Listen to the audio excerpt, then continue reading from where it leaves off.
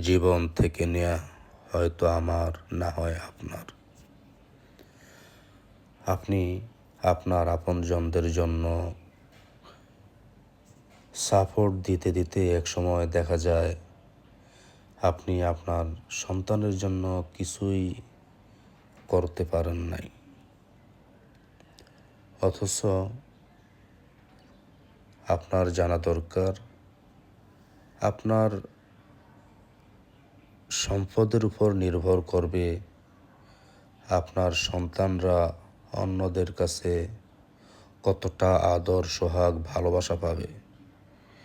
একটি বিষয় কি জানেন? আপনি যাদের জন্য ভালো কিছু করতে করতে বা যাদের সাহায্য সহযোগিতা করতে করতে আপনার সন্তানের জন্য কিছুই করতে পারেন নাই, তাদের সন্তানরাই কিন্তু এক সময় আপনার সন্তানকে উপহাস করবে, অবহেলা করবে।